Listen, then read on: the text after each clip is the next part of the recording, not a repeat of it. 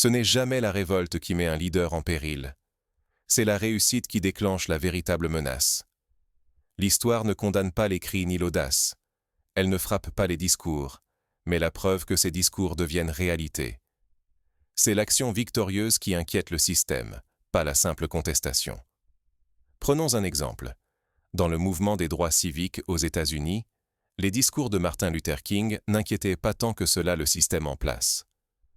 Mais lorsque les marches ont abouti à des changements concrets, comme le Civil Rights Act, la réaction s'est faite immédiate, brutale, organisée.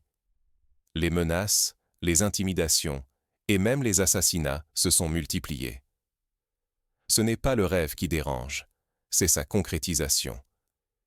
Il existe une zone de danger invisible, connue seulement des initiés. Là, chaque pas d'un chef est épié, chaque choix disséqué. Les avertissements se multiplient, les alliés se font silencieux, et d'étranges adversaires surgissent comme par enchantement. Cette zone, on la retrouve dans tous les contextes historiques.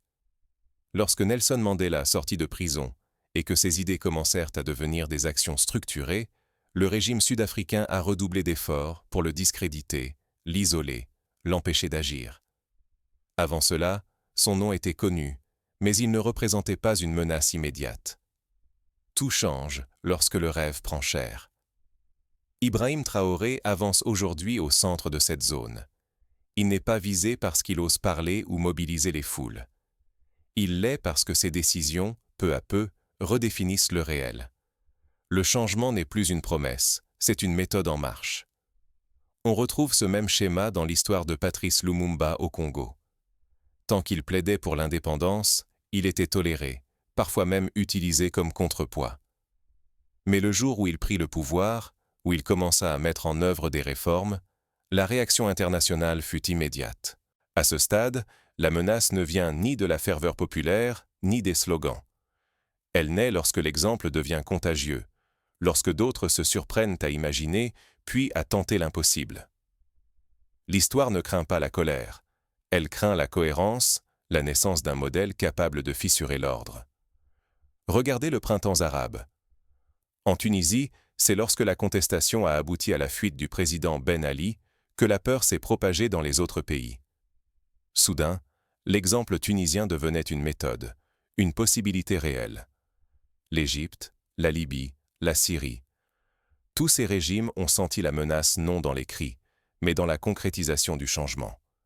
Ne pas comprendre cette mécanique, c'est condamner le changement à l'échec. Cela revient à prendre l'admiration pour de la préparation, à répéter sans fin la même tragédie, jusqu'à sacrifier l'espoir d'alternatives crédibles sur l'autel d'un système qui ne tolère jamais l'efficacité durable. Pour comprendre comment tout cela se joue, il faut revenir à ce point crucial où la protestation franchit le seuil, où la transformation devient irréversible. Prenons un cas concret. Au Chili, Salvador Allende a été toléré tant que son programme restait théorique. Mais dès qu'il nationalisa les mines de cuivre et commença à redistribuer les terres, la pression extérieure s'intensifia. Les États-Unis, par l'intermédiaire de la CIA, ont activement œuvré à sa chute. Là encore, ce n'est pas le rêve qui dérange, mais sa réalisation. Regardons alors ce que l'histoire a fait à ceux qui, avant Ibrahim Traoré, ont franchi cette ligne. Thomas Sankara en fut l'exemple le plus éclatant. La colère est tolérée, assimilée, parfois même attendue. Mais l'efficacité, elle, menace l'ordre établi d'une toute autre façon. Dans l'histoire, un leader n'est jamais écarté pour ses cris ou ses indignations. Les discours enflammés et la contestation visible sont absorbés sans difficulté par le pouvoir. Ils servent même souvent de soupape. Un peu de bruit, beaucoup d'oubli. En France, mai 68 a été un immense moment de contestation.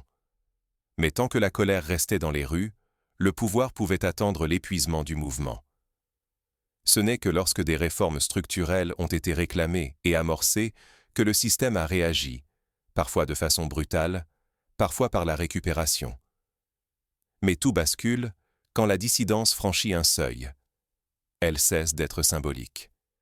Elle devient opérationnelle, capable de produire des résultats concrets et de montrer qu'une alternative fonctionne, ici et maintenant. Ce point de rupture survient quand un leader prend 3 risques majeurs. Il exerce une véritable autorité sur les moyens d'agir, trace une direction claire et agit sans demander la permission. Ce n'est plus la colère qui inquiète, mais la cohérence entre intention, action et vision. À cet instant, la contestation cesse d'être théorique. Elle devient contagieuse, reproductible, dangereuse pour l'ordre établi. Prenez la révolution cubaine. Tant que Fidel Castro était un guérillero dans la Sierra Maestra, il n'était qu'un rebelle de plus. Mais lorsqu'il prit la Havane et commença à changer les structures sociales, les représailles internationales, l'isolement, le blocus économique et les tentatives d'assassinat se sont multipliées. La peur n'était pas tant dans sa voix que dans sa réussite. Le système ne redoute ni le bruit, ni les provocations, ni l'insulte. Ce qu'il craint, c'est la preuve vivante qu'un autre monde est possible et accessible. Les leaders vraiment menaçants ne sont pas les plus bruyants, mais ceux dont l'efficacité inspire, rassemble, donne envie de copier. Par leur action, ils rétrécissent la marge de manœuvre du système et rendent impossible le retour à la normale. Songez à l'expérience de la Yougoslavie de Tito. Après la Seconde Guerre mondiale, Tito a réussi à bâtir un modèle de socialisme indépendant de Moscou.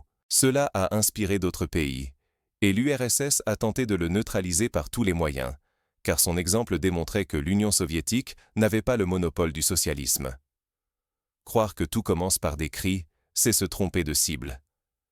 Le péril naît quand le projet s'émancipe du discours, devient autonome et n'a plus besoin d'autorisation. Dès lors, le système ne débat plus. Il isole, il neutralise, il tente d'effacer la preuve de sa propre vulnérabilité. C'est là que l'histoire s'invite, implacable. Elle calcule les risques, mesure les conséquences, prépare la riposte.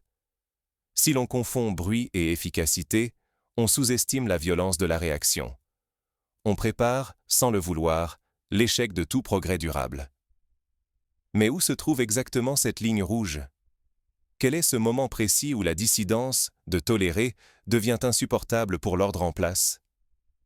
Regardons comment cette bascule s'est produite, à travers les trajectoires d'Ibrahim Traoré et de Thomas Sankara. Leur histoire éclaire ce seuil où la preuve de l'efficacité devient un acte subversif. Ce qui inquiète le plus un système, ce n'est jamais la provocation seule, c'est l'imitation. Ce n'est pas le bruit d'un discours qui le fait trembler, mais la menace silencieuse que l'exemple puisse se propager. L'histoire ne s'effraie ni de la radicalité ni de la ferveur, mais de la démonstration qu'une autre voie peut marcher ailleurs, encore et encore. Quand un leader transforme son rêve en preuve concrète, tout s'accélère. Les partenaires changent de ton, les médias durcissent leurs récits, l'isolement s'installe d'abord en nuances, puis devient inexorable. Ce n'est pas le chaos, mais une mécanique réglée. Pression diplomatique, réécriture des faits, test de fidélité dans l'ombre. La violence politique n'est jamais le fruit du hasard. Elle découle d'une grammaire précise. Avertissements codés, signaux d'alerte, ajustements minutieux. Ce que redoutent les systèmes, ce n'est pas la contestation, mais la contagion. Quand un leader prouve qu'une rupture est possible, il ouvre la porte à de nouveaux imitateurs, et c'est là que la riposte s'organise. Thomas Sankara en a fait l'expérience extrême. On ne l'a pas éliminé pour avoir rêvé, mais parce qu'il a prouvé que l'alternative pouvait fonctionner. Ce n'est pas l'utopie qui dérange, mais sa concrétisation, la preuve vivante qu'on peut faire autrement et réussir. Le vrai danger vient du transfert, pas du choc initial. Ce n'est pas le discours qui fait peur, mais la multiplication de l'exemple. Pourtant, la faiblesse mortelle de ces moments, c'est la concentration du projet dans une seule personne. Sans institution solide, chaque avancée reste fragile. Si le leader tombe, l'élan se brise. Sans relais, la transformation reste éphémère et l'histoire recommence, sacrifiant le progrès à la restauration de la norme. Prenons l'exemple tragique de la Libye. Mouammar Kadhafi a personnifié le pouvoir. À sa chute, faute d'institutions solides, le pays a sombré dans le chaos.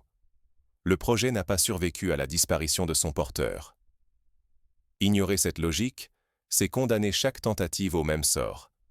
S'arrêter juste au moment où elle devient contagieuse. Tant que la preuve ne se diffuse pas, chaque victoire isolée se transforme à terme en défaite collective. Mais aujourd'hui, l'histoire semble vouloir se répéter. Face à Ibrahim Traoré, les mêmes mécanismes se mettent en place, testant la solidité du projet et la capacité à dépasser le simple exemple individuel. Survivre, ce n'est pas ralentir, c'est se réinventer ensemble ou disparaître, inexorablement. À ce stade, la survie n'est plus affaire d'individus. Passer hors de danger exige de dissoudre le pouvoir, de transformer l'alternative en institution et surtout de préparer la relève. Car la résistance ne s'incarne pas en un héros. Elle prend racine quand la cause devient plus vaste que n'importe quelle vie. Regardez la longévité des institutions comme l'Union européenne. Elle a survécu à la disparition de ses fondateurs car elle s'est structurée autour de règles, de procédures et d'organes collégiaux. L'idée européenne n'est pas morte avec Jean Monnet ou Robert Schuman.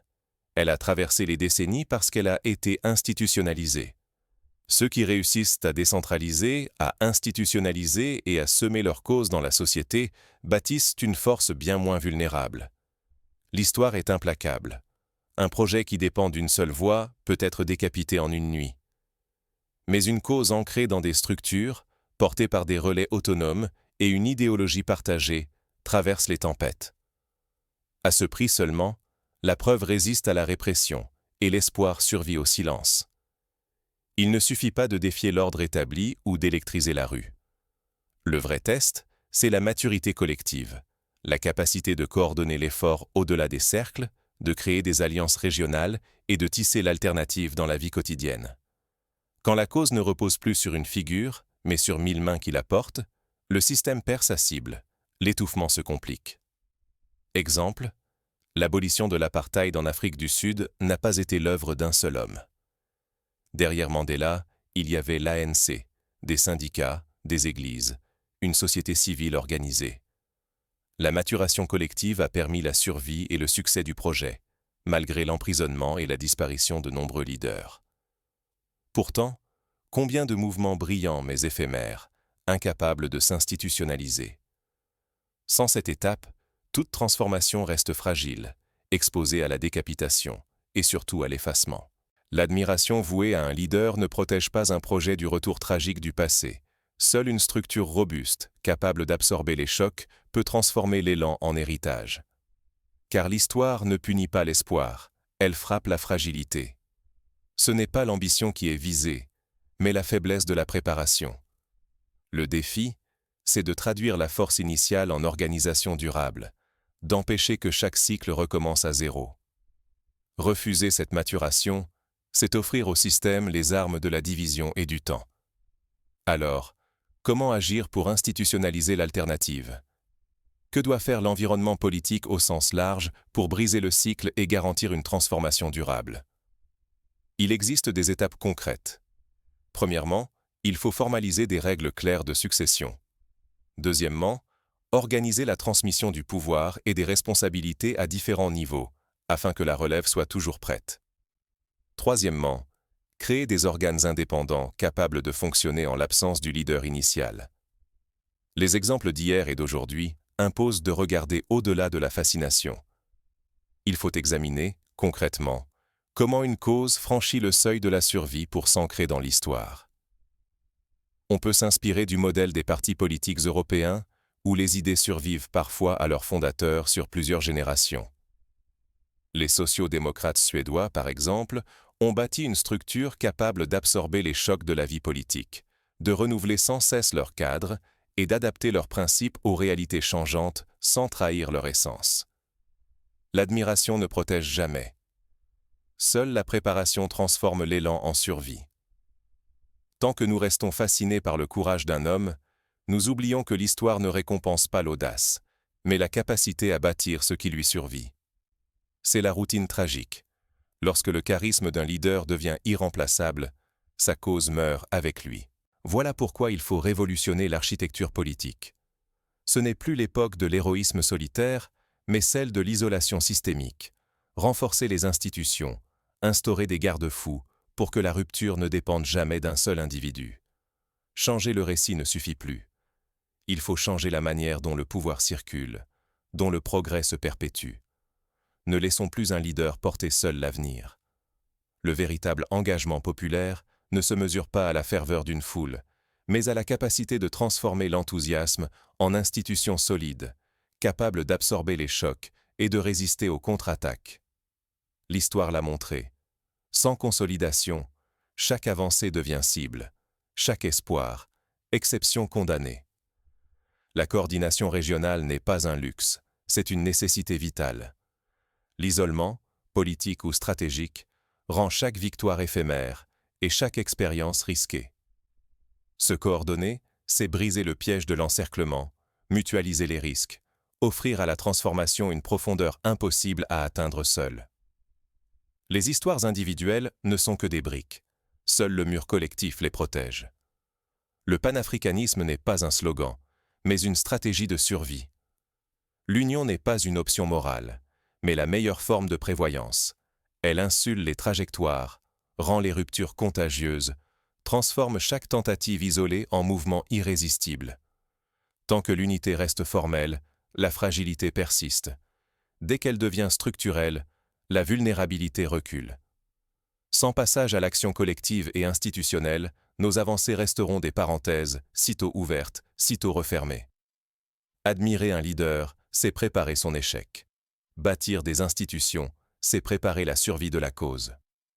L'histoire n'efface pas les rêveurs, mais elle oublie les réalisations qui n'entrent pas dans la durée. La seule question désormais, ce n'est plus si l'histoire va frapper. C'est, serons-nous prêts à interrompre, consciemment et collectivement, le cycle qui condamne nos alternatives à la répétition du drame. Quand la preuve remplace la protestation, c'est tout un système qui vacille. Mais seule la préparation collective permet d'aller au-delà du symbole et de transformer l'essai en histoire durable. Le futur ne demande pas l'unanimité, il réclame une organisation patiente et résolue. Trop souvent, nous pensons que l'admiration suffit. Pourtant, l'histoire est claire. Sans une action collective structurée, l'enthousiasme se dissout et le statu quo reprend ses droits. Les élans populaires, s'ils ne se transforment pas en institutions, restent de simples parenthèses. Chaque mouvement qui mise seulement sur le charisme d'un chef révèle sa vulnérabilité. Ce n'est ni la radicalité, ni la popularité soudaine qui inquiètent les puissants. Le vrai risque surgit lorsque l'admiration se mue en méthode reproductible, quand une dynamique naît, transmissible de main en main, soustraite à la seule volonté du leader. C'est là que l'histoire se crispe. Là que l'alternative devient une menace sérieuse, non parce qu'elle crie fort, mais parce qu'elle se propage, résistante à l'usure du temps. Le danger est immense. Applaudir ceux qui osent, sans réfléchir à la structure, revient à préparer, sans le vouloir, le retour des tragédies anciennes. L'histoire gomme les alternatives quand la mobilisation reste superficielle, quand l'émotion précède l'organisation. La passivité n'est jamais neutre. Elle favorise ceux qui attendent la fin de l'orage et punit ceux qui n'ont pas su transformer la volonté collective en institution durable. Observez autour de vous. Chaque génération a vu surgir des voix puissantes, des figures capables d'allumer la flamme. Mais rares sont celles qui ont fait de cette énergie une maturité politique partagée. Décennie après décennie, les mêmes scénarios se répètent, parce que l'admiration sans préparation condamne les alternatives à l'oubli. Pourtant, une issue existe. Cessez de confondre ferveur et préparation, émotion et construction. Ce qui ébranle vraiment le système, ce n'est pas la colère d'un leader, mais la capacité d'un peuple à s'organiser, à s'approprier les outils du changement. Quand la maturité politique s'enracine, l'histoire ne peut plus effacer le progrès en supprimant une seule figure. Elle doit affronter la structure. Le choix semble simple, mais il est exigeant. Rester spectateur de la répétition ou s'engager comme acteur de la transformation. Il ne faut pas l'unanimité, mais l'organisation. Il n'est pas nécessaire d'attendre un messie, mais il faut décider d'avancer ensemble, étape par étape. À ce prix seulement, l'admiration devient durabilité, et l'alternative cesse d'être fugace. L'avenir appartient à ceux qui transforment l'intention en architecture, à ceux qui font de chaque leader un point de départ, au lieu d'une fin. L'histoire récompense rarement la ferveur seule, mais toujours la cohérence et la persévérance des bâtisseurs. Pour aller plus loin, Il convient d'identifier des mesures concrètes, applicables à tout mouvement qui souhaite franchir ce cap. Premièrement, investir dans la formation de cadres intermédiaires, capables de prendre la relève en cas de crise. Deuxièmement, documenter méthodiquement chaque étape de la transformation, afin que l'expérience soit transmissible. Troisièmement, instaurer des mécanismes de consultation populaire pour que chaque décision majeure soit ancrée dans la volonté collective et non pas dans la seule intuition du leader. Quatrièmement, établir des réseaux régionaux d'entraide pour que chaque avancée locale bénéficie du soutien d'alliés extérieurs et ne soit jamais totalement isolée. Cinquièmement, placer la question de la mémoire au cœur du projet. Créer des archives, des récits, des commémorations qui pérennisent la cause et rappellent les moments de bascule. Car un projet dont on oublie les origines est un projet vulnérable. Enfin, ne jamais sous-estimer le rôle de l'éducation civique. Seule une population formée, consciente des enjeux et dotée d'outils d'analyse critique, peut garantir la longévité d'une transformation. L'éducation doit être vue non comme un supplément, mais comme une condition essentielle à la survie de l'alternative. Si l'on prend exemple sur les mouvements qui ont survécu, comme les syndicats ouvriers européens, les coopératives agricoles ou les mouvements féministes, on remarque toujours la même constante. Un effort patient, une organisation minutieuse, une transmission intergénérationnelle. Aucun leader n'a jamais suffi à lui seul. Pour Ibrahim Traoré et tous ceux qui veulent changer l'ordre établi, la leçon est claire. La réussite ne se joue pas dans le fracas des slogans, mais dans l'art de bâtir ce qui résistera à l'usure du temps et à la pression de l'histoire. Le véritable courage n'est pas de braver le système, mais de créer les conditions de la survie collective, au-delà de toute individualité. Nous devons refuser la fascination stérile pour le geste héroïque et préférer la construction patiente des outils de la transmission. Car seule l'institutionnalisation protège la cause de la vengeance du système et du retour de l'ordre ancien. L'histoire ne récompense pas l'éclair, mais le foyer qui subsiste après la tempête. Elle ne célèbre pas la révolte, mais la capacité à transformer cette révolte en organisation, en méthode, en héritage. Chaque génération a le choix, applaudir la bravoure ou bâtir la pérennité. Il appartient à chacune et chacun d'entre nous de refuser la répétition du drame, de préférer la méthode à l'émotion, l'institution à l'icône. C'est à ce prix, et à ce prix seulement, que la preuve l'emportera sur la protestation, et que l'histoire, enfin, pourra changer de camp.